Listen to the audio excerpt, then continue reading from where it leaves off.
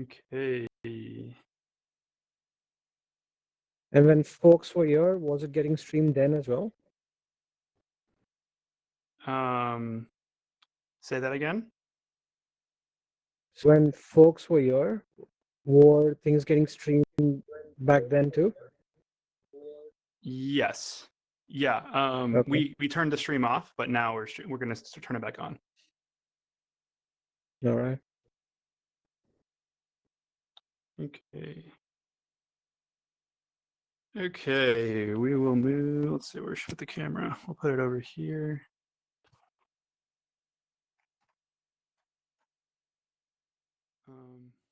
Cool. And then we can go right over there. Get started. All right. Going the other side? Yeah, right here. This is the camera, so you can see us right now. Where'd you go? Yeah, right there is perfect. Cool. Let me double check. Yeah, we're streaming. Great. Well, Snehal, thanks so much for coming in and having a chat with me. I'm looking forward to learning a bit more about your business. We have creators and developers of all different kinds are coming to visit us in our space, and so look forward to kind of capturing your unique perspective. Why don't you start out by just giving us a little introduction of who you are and what your business is? Sure, absolutely. First of all, thanks for having me here. It's actually 6 a.m., so if I do sound sleepy, just excuse me on that. No worries. So yeah, my name is Snehal Dhruv. I run a company called Superfan Studio. We are currently based in India, but we also operate in the North American market. And Superfan Studio is all about making AR and XR accessible to all. We started the company 4.5 years back. We just actually released a tool like a few months back though. But in past 4.5 years, we've pretty much worked with all the major players in the market. So today we are official partners with Facebook, be it Spark AR, which is the tool. We are also partners with Snapchat and Snapchat Lens Studio. So we are the preferred partners in Asia Pacific for Snapchat Awesome. and TikTok as well. Unfortunately, it isn't operating in India, but before it shut down, we did a kind of few projects with them. So it's been really exciting for us to kind of lead the baton in Asia Pacific. One of the fortunate things for us as well was we were featured at Mark Zuckerberg's keynote last year at F8 Awesome. in California. So yeah, that was like a big moment for us. And since then, yeah, our mission has been that because we've been oldie, we wanted to create Superfan Studio as a tool for everybody to have AR accessible. In our earlier avatar, we function as an agency, and one of the challenges that we saw was in terms of adoption of AR and XR being inaccessible, expensive, time consuming, and difficult to learn. So the tool essentially is a web browser tool. You don't have to download Spark AR or Lens Studio to build these Facebook and Snapchat AR experiences. You can just come on a platform. We have more than 100 templates to begin for right now. You pick a template of your choice, personalize it with few images, few of your brand assets, and you are on the way in few clicks to your own custom AR experience that you can deploy on Facebook, Instagram, or Snapchat. They're soon to release for the web as well, so supporting XR. But yeah, his goal is basically making everyone to try AR and XR and be one of the different use cases for them. That's awesome. Awesome. I got a bunch of good questions for you. One Sure. question, and this has kind of come up with other members of our community. It's become one of my favorite questions to ask. How do you balance building a local company that really takes advantage of your local geography and building a global company? How do you think about that? Yeah, so I think our definitely mission is build local, think global. And the way we kind of focus on is, of course, resource from a costing perspective and skill set perspective are readily available in the markets. But yeah, the training or the adoption is still way behind. So we have to kind of achieve that balance by creating. So we do lots of workshops, right? That's one of our things that we want to actually impart education, make people understand, what are the applications of these new emerging technologies in the best way. So once it kind of goes from a fad to like an actual use case on how do you do that transition. So Mm, helping businesses, local users, global users, teaching communities kind of, how all these things work and how you can kind of be early to this.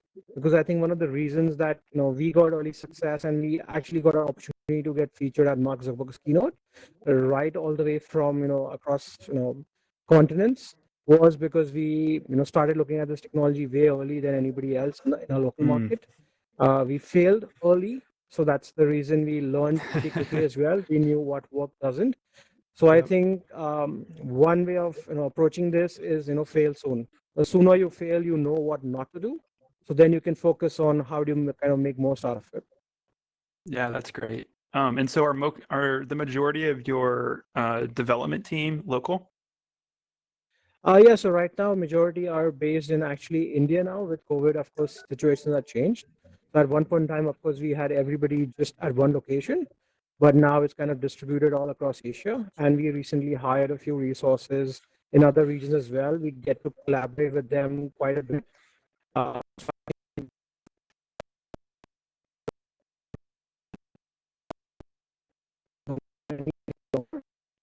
and we can definitely full advantage of that, of working and collaborating with different cultures and different folks across the world. That's fantastic. And are most of your customers outside of the country? Yeah, so,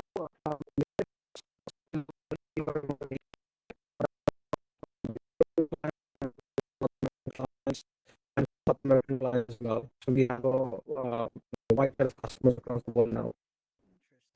How many people on your team right now? So currently a team of 18 and growing. That's awesome. Great. So you said you failed fast early on. Can you tell Yeah. us more about that experience? Sure. So part of adopting a technology is that everybody's going to say that, hey, it's just a fad, it's going to go off, and it might not just work out. But if you give that an early go, you at least start understanding that is it here to stay, or it's just going to pass through. And then should you further adopt it or not. So one of our Mm-hmm. things was, as soon as Facebook released this Spark AR tool, we knew it's going to open lots of doors, because now it's not just embedding into an app with Wikitude or many of these already available SDKs. The social AR space is going to go up. And with Facebook, of course, Spark, Snapchat was already there, but the ecosystem wasn't open at that point in time. So when Facebook came in, we knew there are billions of devices now that would be AR capable, and they're going to think for a wider audience base. So, let's begin early. So one of our first two customers were entertainment and media, so movie production houses. And they are the fastest to kind of, try out things as well, because of course, one of the things they're looking for is headlines, right? Hey, I tried something like this, super cool, uber Mm-hmm. cool, and they want to give that experience. So luckily, we already had some customer base, so it was an easy conviction to tell them, hey, let's try this. We're not sure it's going to work out or not, but we learn a lot, right? And you'll definitely Mm. get a headline to kind of on from there. And yeah, like after a few, failures, you kind of learn what are the things to do, or AR experiences, how do you make it more shareable, right? You can't just have a beard and expect a girl to kind of share that filter. It has to be, very generic, but at the same time, over cool, or giving people an opportunity to create, lots of user generated content out there. So making it, unisex and more approachable content. So that learning kind of made us the first success, where one of our first AR experiences got a few million users just in like 3 days since we launched. Mm-hmm. And this is again Wow. with it was all organic, no paid promotions. And that's the time we kind of said, hey, we have something here at the hands, in our hands, which didn't work earlier. And now we kind of, getting more hands on in terms of what would, work out from a long tail perspective. And yeah, from there on, there was no stopping. Got a quick few successes, and then here we are. That we're kind of preaching, we're teaching. We want people to kind of experience this new thing, not just from a vanity perspective, but more for practical use cases which are across industry.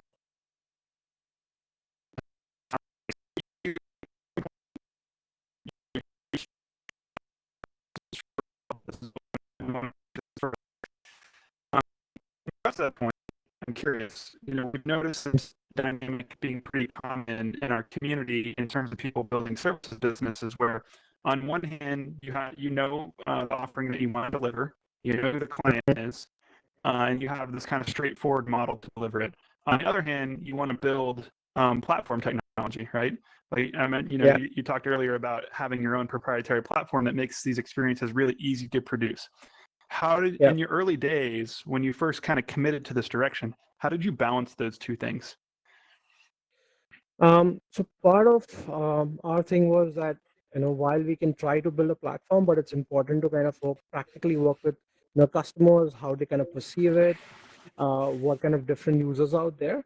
So we did lots of these experimentations, reaching out to different verticals and speaking to those customers, and kind of discovering that these are some use cases that are more prominent than the others. But at the same time, trying to also constantly narrow down in terms of what can be done to kind of build it into a scalable platform. So early on, what we did was, and I think this is from our Y Combinator startup school experience, that it's not important to scale from day one. Like, do it piece by piece, and then once you have like 5 pieces in place, then figure out the holistic planning, kind of Mm, automating or scaling from there on. So mm. it's, while you can think big, but you start small, and you'll eventually get on a right path that kind of makes sense for all, and turn it into a platform that's usable by everyone. And did you attend? Were you in Y Combinator? No, I wish I was. We've applied it 3 times, haven't been lucky yet. Sure, sure. But just the startup school and getting through that also Gotcha. gives you like a great experience, and being part of a community. So even though you don't get into YC, but even the startup school program is rock solid, at least to give a good taste of how you kind of build your startup. And are you guys profitable? And have you always been profitable, or is there outside funding? Uh, so very early on, back in 2016, as we raised a very small friends and family round. But since then, we've been profitable. We've been growing on, Great, awesome. and so it's been 4 years after that. But now, yeah, we fundraising to kind of scale globally and big time. Mm, mm. That's great. Yeah, I mean, we may have kind of stories to swap there. We're in a similar position. We started as an agency, Hmm. and we did that so that we could bootstrap and really control our own direction as a company. And I think it's really paid off for us, and I'm sure it has for you as well. Um, Yeah, absolutely. yeah, that's fascinating. So you've been in this for 4 years now. A lot has changed while you've been in here. While you've been in the industry, what do you think the biggest change has been since you started? So I think one is definitely the perception that, and kind of clarity as well in terms of what these emerging technologies can be applied to, right? Mm, When I think back in 2016, 2015, there were these scenarios where AI, machine learning, computer vision, everything was intermingled, and kind of sometimes branched together, sometimes randomly thrown around. But I think now there is that clear delineation in terms of when you reference to AI or machine learning, what kind of means, and how do you apply your machine learning models for different adaptabilities and different deployments. So I think that is a major shift. And the other is, of course, the accessibility, right? uh, like, I think when I began, for the only option I had was Wikitude, or some services like that. But uh, recently it's just been like flood of tools out there, mm. lots of material for everybody to kind of learn on, and kind of branch out. So accessibility has definitely changed. In those early days, how did you see your role as educating the client? Do you see that as being a big part of your responsibility? Oh yeah, absolutely. So one of the things, as I said, they always thought that, hey, it's for the headlines, and nothing much. So we'll try it once, we'll get the headlines, and we move on to some other new piece of Mm, technology. But in our case, it was that, hey, it's not about just trying once, it's about trying it in the right manner. So while it might not work for the first time, you'll eventually get to a use case, or you'll kind of mm, figure out that experience that is going to work best for the audience. So it's very vital early on that you take the conscious choice that money is gone, but if you apply or you teach the client in the right manner, it can actually go a long way.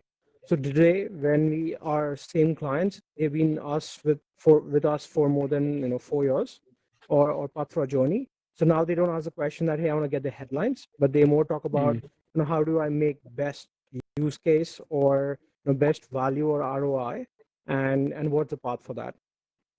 that's great. I mean, that's something we're hearing from all across our community, and I think it's an important step that for us to take, right? To legitimize this industry and the path forward. Um, that's great. Absolutely. One thing I'm curious about is when you were in the early days, what were your business development strategies? What were your marketing strategies? How did you develop your network and get this company off the ground? Um, so one of the things was, of course, establishing where our potential clients would be or what sectors are important.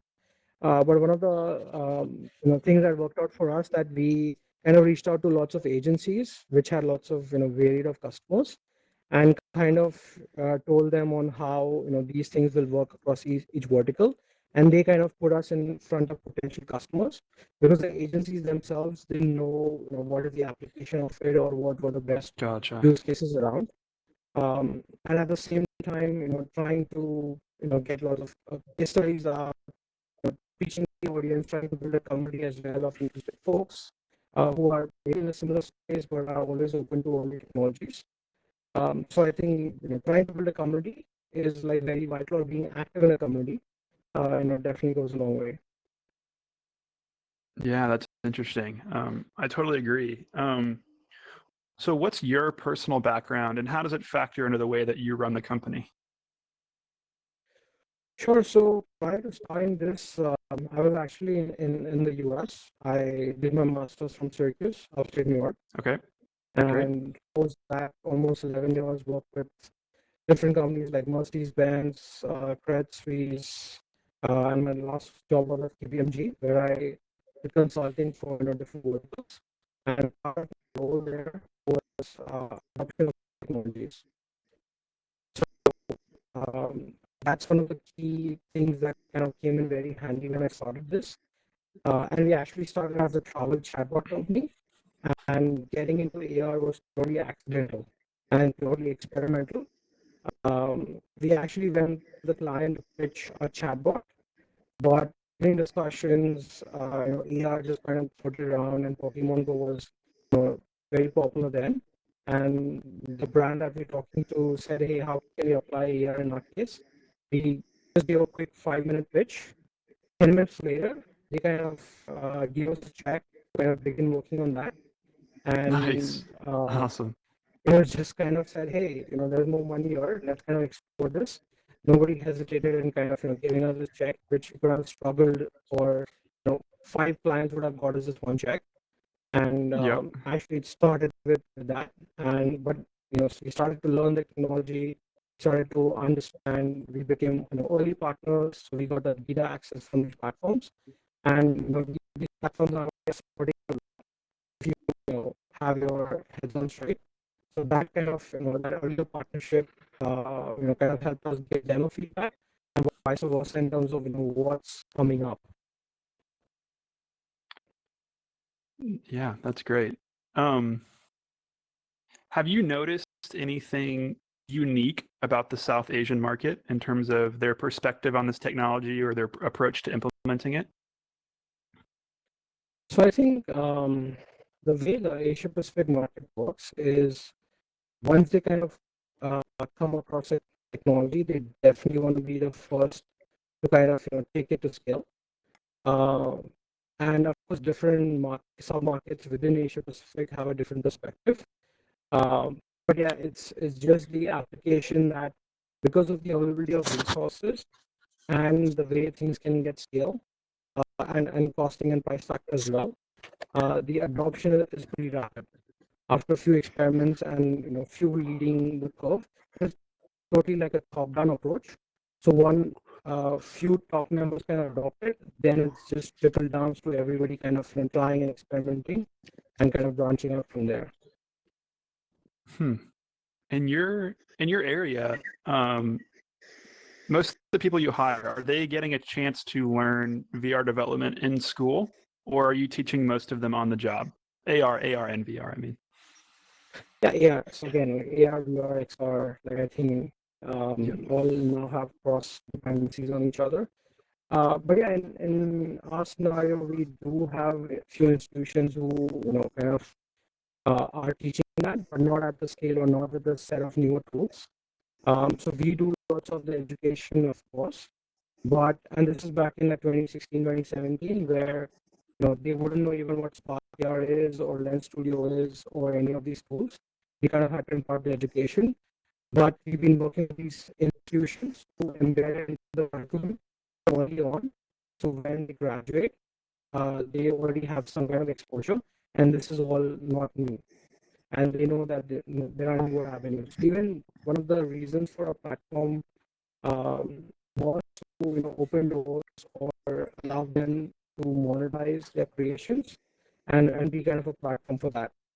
So one of the models that we have on the platform that creators can actually create on a platform or create in the native tools, and then they can upload their work on our marketplace, and then people can buy it as part of the subscription to kind of open doors for them to earn money and kind of understand in terms of what's working, what's not, and kind of be that this discovery of potential customers too. That's awesome.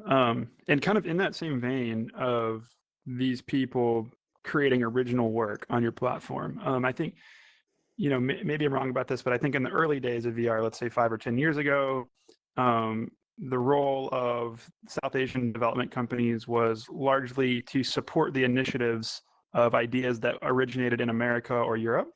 Do you see a transition towards your region producing more original companies organically as time goes on?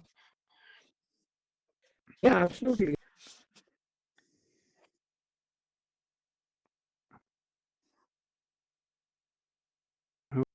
Do we lose you for a second? We may have lost you for a second.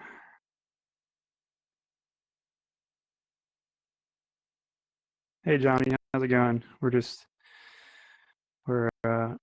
actually doing an interview here, and this guy right here is a camera streaming to Twitch, which is cool. But we just lost Snehal for a second. He may be rebooting. We'll give him a second. I can't hear you if you're trying to talk. You may be muted. It was an interesting discussion. Oh, there you go. Yeah. Okay, cool. Thanks. Yeah. He's definitely got a lot of interesting stuff to say. Great perspective. Yeah, for sure. Are you guys able to hear me? Yeah, I am. Oh, cool. All right, awesome. We're just we're in the middle of an interview, but our interviewee lost signal, so he's rejoining. You're doing in the meantime, like an interview in here? Yeah. This like is a an camera. interview for what? This is streaming to Twitch. For our community, for Spatial Ape, we interview all kinds of people that are making stuff in VR and want to show it off and network with each other. Nice. That's cool. So we can say, what up, Spatial Ape. Twitch? Yeah, Spatial Ape. SpatialApe.com too is where you can find everything else. Sweet. Hey, Mama Duke, welcome in. Oh, hey, Snehal, there you are. Hey, sorry, my No Oculus worries, decided not to your fault. restart. Yeah. We deal with way more technical issues than I would care to admit in this show, but that's okay. Not your fault. So where were we? Do you remember? Oh yeah, original startups and original ideas in your region. Yeah, so one of the things this year, especially with COVID, I see that big shift as well. That it's not just about following what's happening there, but being an original platform for creation as well. So, like in our case as well, we are one of the first few platforms across the world to kind of make it easy for deploying on Facebook, Instagram, and Snapchat. And there has been recently rise in terms of funding as well. So typically, I would say last year or the previous year, an AR company getting funded in the Indian market specifically for a couple of $1 million was like a dream. The usual funding for a early company was anywhere from $250,000 to like $1 million. But this year itself, we've seen going up to 4, 5, 7 million as well. So the appetite has definitely increased, and these are the companies who are leading and building building locally, but building for global users. So yeah, definitely that shift is coming, and kind of taking that lead there on. Yeah, that's great to hear. I think that's another big step, right? Is that all these individual regions are kind of having their own original startups and ideas, and that's when VR is really going to take off, because we all need to be contributing, to do the massive amount of work that needs to be done. Yeah. Yeah, and anybody telling somebody owning the market, I think the market is too new to say somebody owns it, and I think it's more about who contributes what, and it's about imparting education, because I think we are at a stage where apps or websites were back in like 2006 when Apple launched with iPhone. It's still that kind of a scenario. It's very nascent. There are not many VR devices out there. Like everybody's trying to make things cheaper. We saw Oculus discounting $100 right off to the lastest price, and trying to expand that. So we're definitely seeing different shifts. There are more MR devices that are coming out in the market. Everybody's kind of venturing out. Even in our case, in India, there's Reliance, which is like a huge company in which Google, Facebook invested in this year during COVID times. And they are coming up with like Geoglasses as well.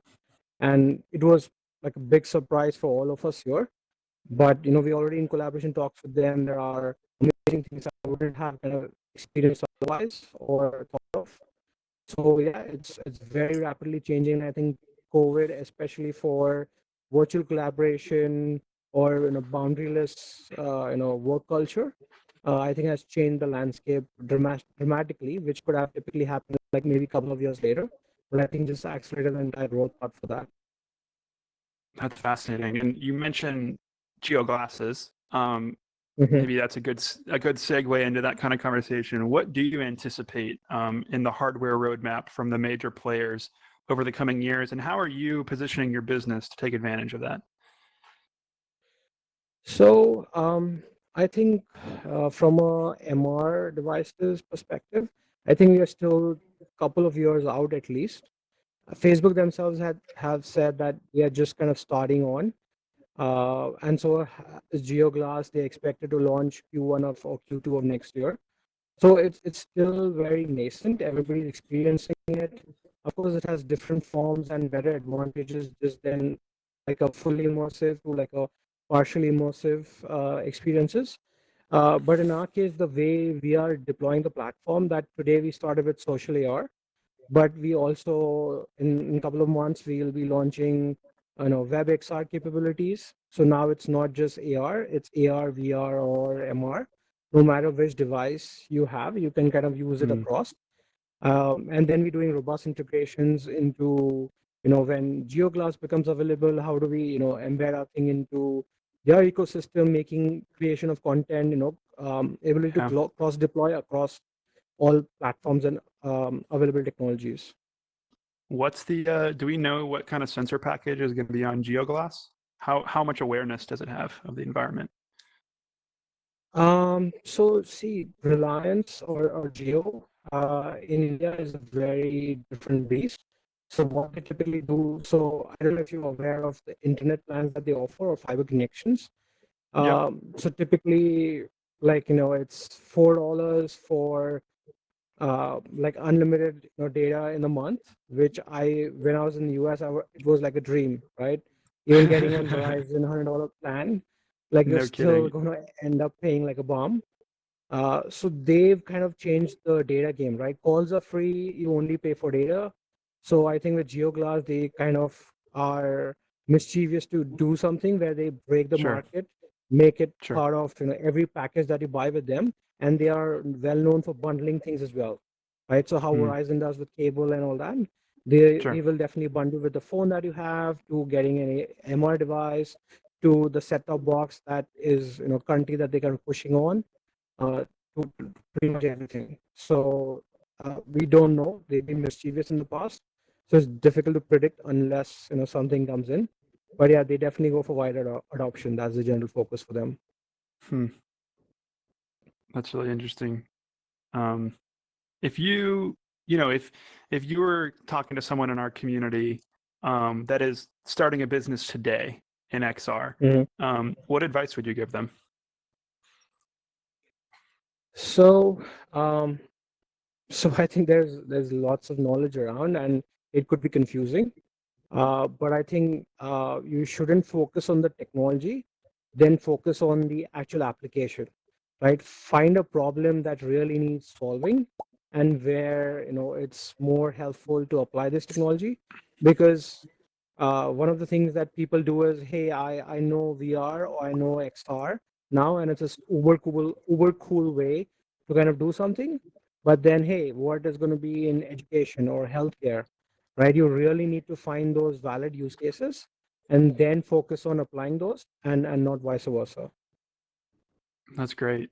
I couldn't agree more with that. I mean, that's not something I knew intuitively right away, but it's something we figured out the hard way. And this, similar path to a lot of companies that figured out the hard way. So last question I'll ask you is, what can we do for you in the community? Is there something that you want to promote? Is there something that you want to call our attention to? So yeah, one of the things that we are currently exploring is more and more people trying the tool and giving us feedback on terms of what works, what doesn't, how can we make better. And actually the mission more is making things better for creators, right? And applying it to right technologies or right use cases. So more the better feedback comes across, more we can solve challenges for like a wider use case. Because what we want is brands to adopt this sooner and fail sooner. And at the same time, once they're kind of ready, then the ecosystem is already mature. There's lots of options out there for them to kind of take on. But we want to be that starting platform. So we want to make it as simple and as easy as possible. Um, Being early on, some of the things as well is to try to fit in too many things. So our first version was pretty cramped up there. We got amazing feedback from thousands of users that are kind of using and exploring our platform every day. So I think feedback is what drives us. We are all yours. So keep that feedback coming, try it up, and happy to kind of jump in at any point in time to kind of help anybody out. Awesome.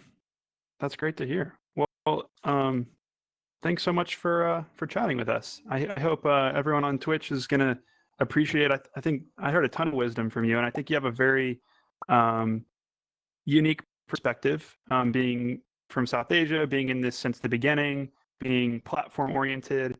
I think there's a few things that give you a really unique insight into this business. So I appreciate you sharing some of that with us. Absolutely. It's been a pleasure. And as I said, it's now almost 6:45 a.m. my time, and I haven't slept in the night. So gosh, definitely a pleasure kind of hanging out with you guys, and definitely looking to engage more. Thanks okay, for having awesome. me again. Well, we'll share some clips back with you, the interview that you can put on Twitter or whatever you want. And thanks so much for your time, and I'll let you get some rest. All right, awesome. Thanks very much. All right, have a great day, nice to guys. meet you, Snehal. Yeah, have a good one. You too. Bye-bye. Well, that was cool. Switch our stream off here. You guys are welcome to talk. You don't have to be quiet. All right. I will actually head off. Thanks, Justin. We'll be in Okay, touch. see ya. OBS and stop.